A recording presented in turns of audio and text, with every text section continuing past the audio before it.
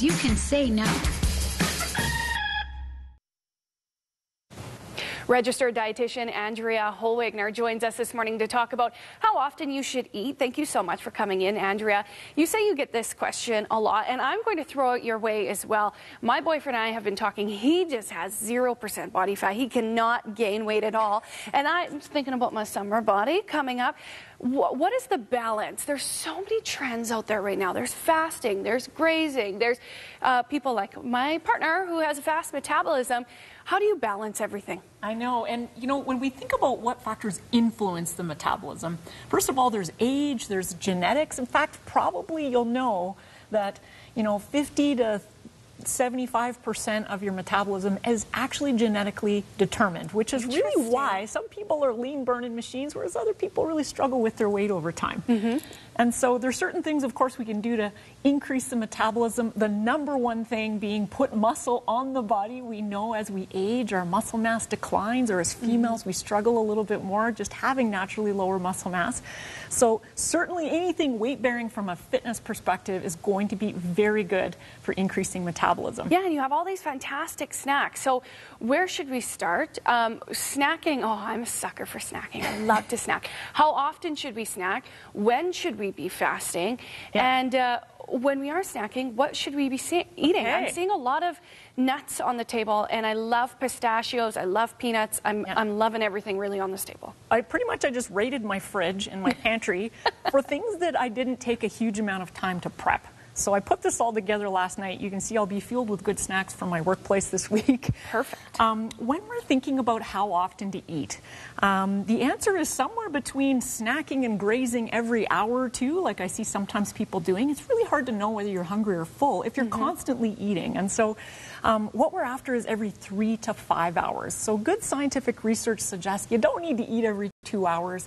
And then on the other hand, when people are doing all sorts of different regimes called intermittent fasting or skipping meals, trying to hope that that might help their weight loss efforts, of course what we know from animal-based research is maybe intermittent fasting and prolonging these long gaps without any food could help your weight. But over the long term, what we tend to see is when people skip meals, it usually increases appetite, increases cravings, obsessiveness about food, and most people end up over-consuming when they're trying to cut back. So my suggestion is eat every 3 to 5 hours. Somewhere between constantly grazing and totally skipping meals is probably always the truth. And food is fuel. I feel like if I am not eating or if I skip a meal, I am just totally bummed out. I have no energy at all. And then I'm starving, so I'm grabbing for whatever's quickest that I can eat, and that's why I can't keep any chips. I can't keep any bad snacks in my house. But I do find that if I have something prepared like what you have there, I am much quicker to snack on those carrots and the cauliflower instead of the bag of Tostitos that I have with some salsa. And there's a place, of course, for including some of those things. Everything in moderation. When we stash our workplace and stash our pantries with really good whole foods, you'll notice most of this stuff isn't highly packaged, highly processed. Simple foods that you can combine together.